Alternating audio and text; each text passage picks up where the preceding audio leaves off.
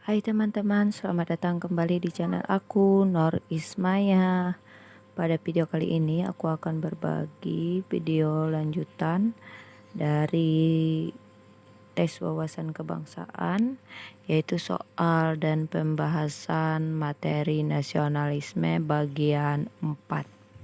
Semoga membantu teman-teman untuk mempersiapkan diri dalam menghadapi tes CPNS maupun P3K tahun 2021 ini. Mari kita bahas satu persatu soalnya ya teman-teman, langsung saja. Soal yang pertama, berdasarkan teori pemisahan kekuasaan yang dikemukakan oleh John Locke, urusan luar negeri, urusan perang dan perdamaian wewenang dari A. Legislatif, B. Eksekutif, C. Federatif, D. Yudikatif, atau E. Administratif. Berdasarkan teori pemisahan kekuasaan yang dikemukakan oleh John Locke, urusan luar negeri, urusan perang dan perdamaian wewenang dari federatif. Jadi jawabannya adalah C. Federatif. Nomor 2. Teori tujuan negara yang dikemukakan oleh Immanuel Kant adalah teori A. Negara kesejahteraan, B. Perdamaian dunia, C. Kedaulatan hukum, D. Kekuasaan negara, atau E. Jaminan atas hak dan kebebasan. Menurut Immanuel Kant, satu tujuan negara adalah untuk menciptakan dan mempertahankan hukum yang bisa diartikan untuk membentuk sebuah negara hukum.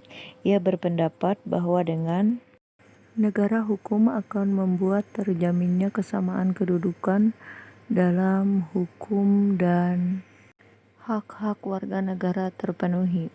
Dalam suatu negara hukum, penguasaan tidak boleh bertindak sewenang-wenang terhadap rakyatnya sendiri, yang baik penguasa maupun rakyatnya.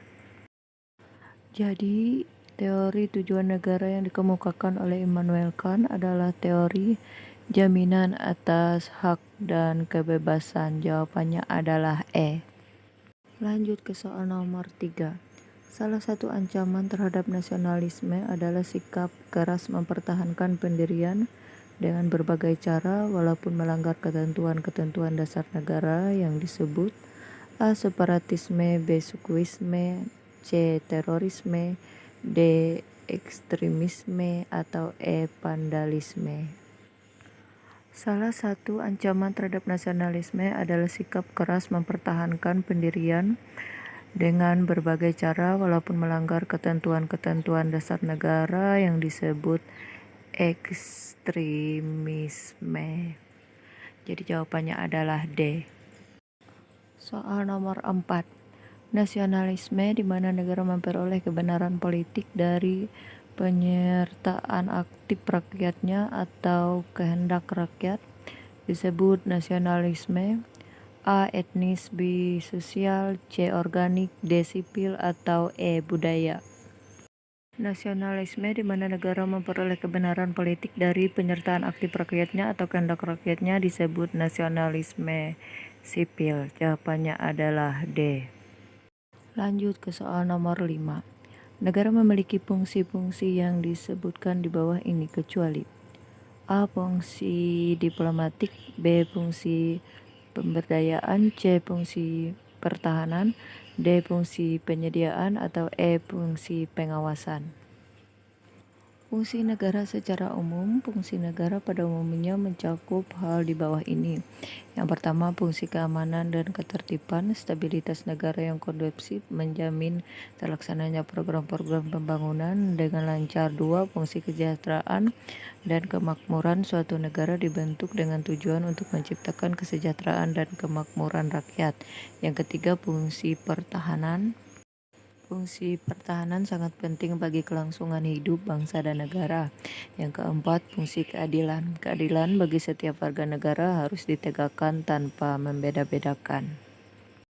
Jadi, yang bukan fungsi-fungsi dari negara yaitu fungsi pemberdayaan. Jawabannya adalah B. Soal nomor 6. Bentuk nasionalisme romantik biasa juga disebut A. Identitas, B. Sipil, C. Kenegaraan, D. Sejarah, atau E. Budaya. Nasionalisme romantik juga disebut nasionalisme organik. Nasionalisme identitas adalah lanjutan dari nasionalisme etnis, di mana negara memperoleh kebenaran politik secara semula jadi organik, hasil dari bangsa atau ras menurut semangat romantisme. Nasionalisme romantik adalah bergantung kepada perwujudan budaya etnis yang menepati idealisme romantik. Kisah tradisi yang telah direka atau konsep nasionalisme romantik, misalnya game bersaudara yang dinuklirkan oleh Herder, merupakan koleksi kisah-kisah yang berkaitan dengan etnis Jerman. Jadi jawabannya, nasionalisme romantik biasa juga disebut dengan nasionalisme identitas. Jawabannya adalah A. Lanjut soal nomor 7. Adanya pengakuan dari negara lain merupakan unsur negara yang bersifat A. konstitutif, B. deklaratif, C. afirmatif, D. promotif, atau E. preventif. Adanya pengakuan dari negara lain merupakan unsur negara yang bersifat B. deklaratif. Lanjut ke soal nomor 8. Tokoh nasional yang turut berperan dalam menggagas dan mendorong lahirnya Budi Utomo adalah A. Ki Hajar Dewantara, B. Dewi Sartika, C. Abdul Muiz, D. Cipto Mangunkusumo, atau E. Wahidin Sudirohusodo. Jadi tokoh nasional yang turut berperan dalam menggagas dan mendorong lahirnya Budi Utomo adalah Wahidin Sudirohusodo. Jawabannya adalah E. Lanjut ke soal nomor 9. Semangat kebangsaan pada diri bangsa Indonesia ditercerminkan dalam Pancasila sila ke A pertama, B kedua, C ketiga, D keempat, atau E kelima. Sudah pasti ya teman-teman, semangat kebangsaan pada diri bangsa Indonesia dicerminkan dalam Pancasila sila ketiga. Jadi jawabannya adalah C. Lanjut ke soal nomor 10, soal terakhir. Nasionalisme dalam arti sempit sering juga disebut dengan A. patriotisme, B. chauvinisme, C. demokrasi, D. liberalisme, atau E. kolonialisme. Nasionalisme dalam arti sempit disebut juga dengan nasionalisme negatif karena mengandung makna perasaan kebangsaan atau cinta terhadap bangsanya yang sangat tinggi dan berlebihan. Sebaliknya, yang memandang rendah terhadap bangsa lain yang disebut juga chauvinisme. Jadi jawaban yang benar adalah B. Nasionalisme dalam arti sempit sering juga disebut dengan chauvinisme. Oke teman-teman, demikian yang dapat aku sampaikan di video aku kali ini. Semoga teman-teman tetap semangat dalam berlatih untuk mengikuti seleksi CPNS atau P3K nantinya. Jangan lupa like, comment, and subscribe. Bye, sampai bertemu lagi.